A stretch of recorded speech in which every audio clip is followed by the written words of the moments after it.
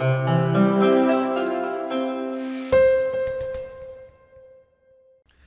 this is Steve Schmidt, Director at Effect, and what we're going to do here is just run through the design and build process, which is the web design development process, and I'm going to show you how we stay on target, so on budget and on the timeline.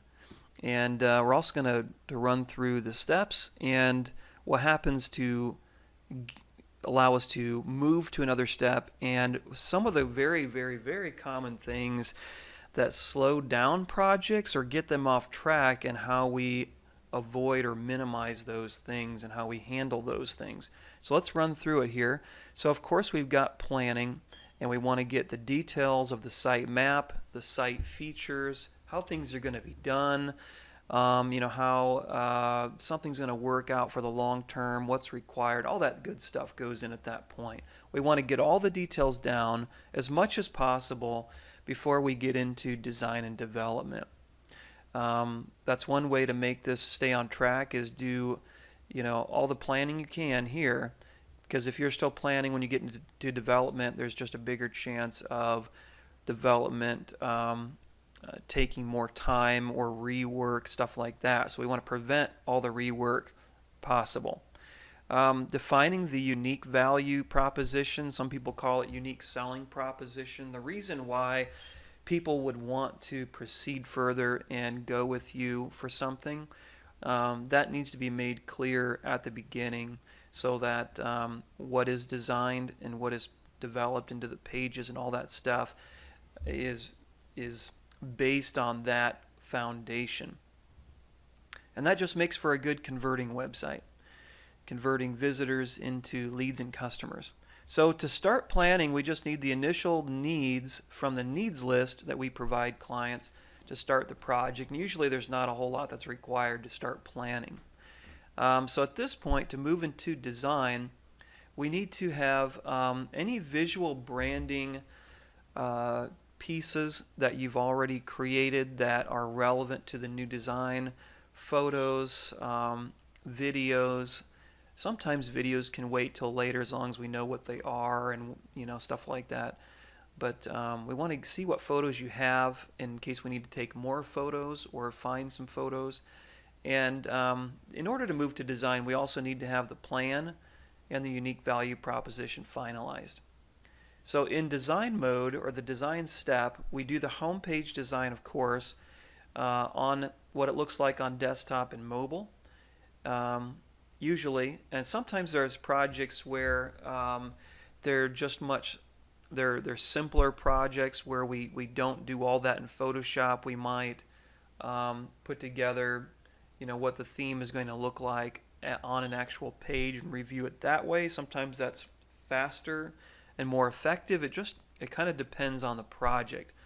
A lot of projects that have a decent to bigger design budget, this is done in Photoshop. And in that case, there's usually the full screen, desktop homepage design, and a mobile homepage design, and a full screen subpage design, and a mobile subpage design. And then, depending on the project, there's other things to design, different elements or special pages and things like that. So, in order to move over to development, we need to get access to necessary accounts that you may have, maybe a Google account or something else. We've finalized the designs, and those are approved. And we've got the other miscellaneous needs from the needs list to start development. Much of the time, that would include the text we need for different pages, or maybe there's files or some kind of database table or a spreadsheet from you, or PDFs or things like that, odds and ends, in order to build everything. And if we can get all that stuff before we build, it's just the building goes so much faster. The meetings are more efficient. The timeline is much easier to stick to. And so again, at the beginning here in planning is where we define the needs list and give that to you, and go through it with you and decide on dates as to when would be reasonable for you to provide things by. And so we're basically trying to facilitate and help you provide things early and on time so that the whole project goes as planned. And so we're pro client, trying to help you get everything together. Okay, so to move into, well, I should say, inside of development, applying the designs to code or converting designs to code, inputting content, building special features, and just kind of making everything work together is basically what happens. This is usually the biggest step as far as how many weeks it happens over. So in order to get to the review and adjustments, we complete the development on the features. And there is testing that happens, a lot of testing that happens during this phase. But this next thing is about the fine tuning, fine testing, and reviewing it, letting the client review it from their perspective. And we also bring in one of our other team members who's not a developer and very detail oriented to go over everything from a fresh perspective. That kind of stuff we want to do to make sure everything's really, really good before we launch it. So we do the full site review together, or we might do one, make changes, and then the client would do a review on their own time, and then we get together and go over, okay, so what needs to be changed or tweaked or adjusted in order to launch? Because there's some things that are priority and other things that when you really categorize them may be nice to have. And some of those things fit in the budget, some of them don't, and some of them, especially if you think of an idea up here and you're not sure, if it's really something that's needed, what we encourage clients to do is put it on a list, wait till we get to this point because we know how much is left in the budget at that point, and prioritize, well, is there anything from that list we really do want to do right now that's worth doing now to apply the budget to or to spend more on? And so we factor that in. And sometimes there's ideas up here that by the time we get to this point, it's like, what, we really don't need that anyway. And so in that case, we've saved time and resources.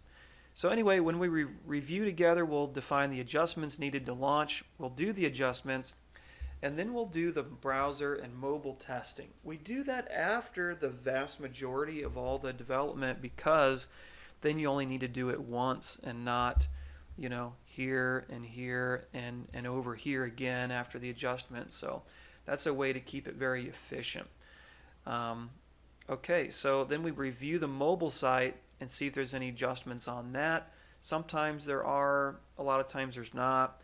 Do the mobile adjustments, and then we're ready to move into launch because the adjustments have been approved, and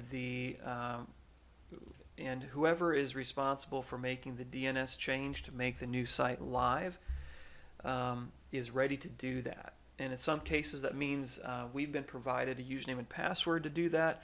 In other cases, the client or an IT person with the client is going to do that.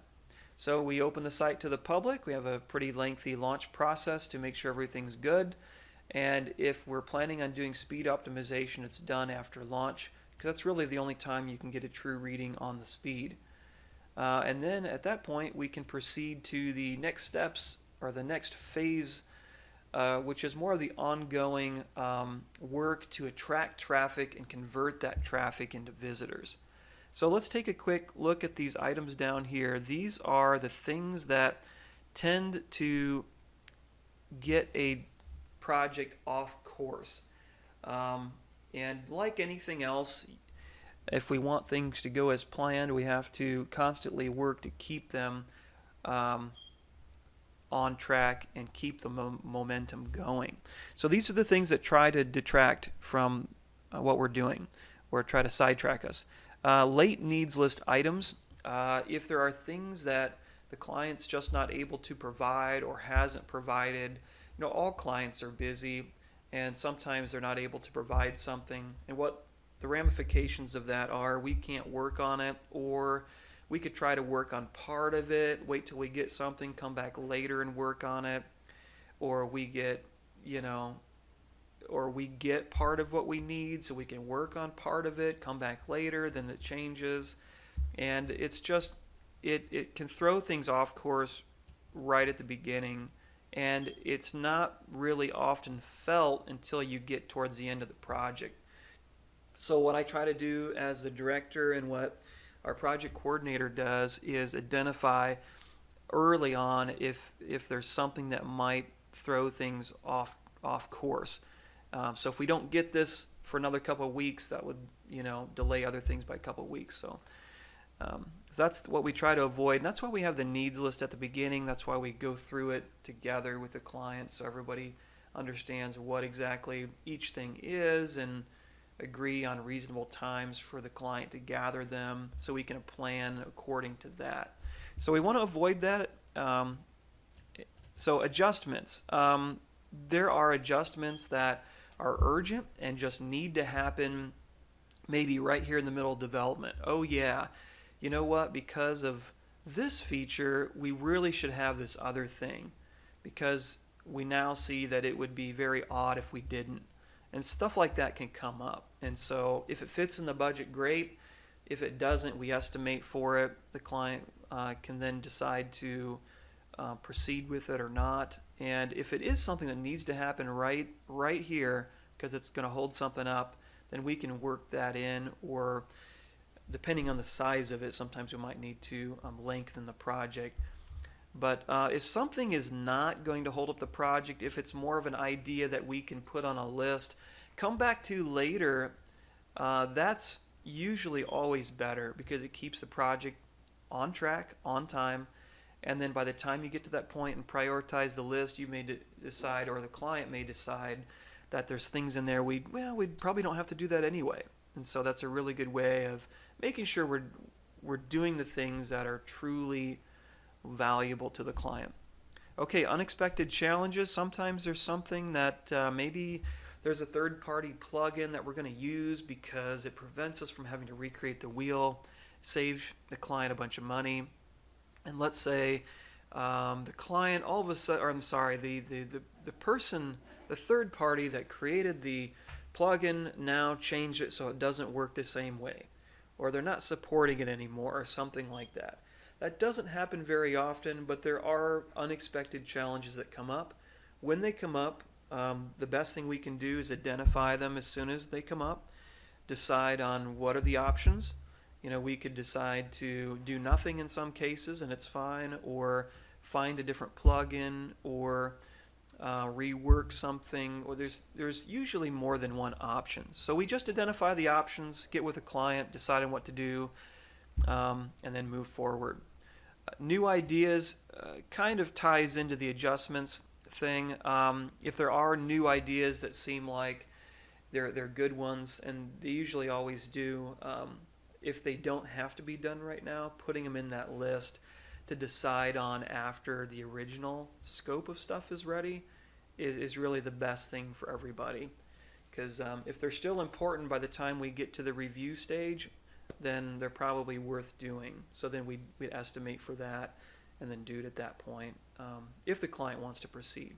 So that's how we do a good job of staying on the budget and on the time frame. And it works. Thank you very much.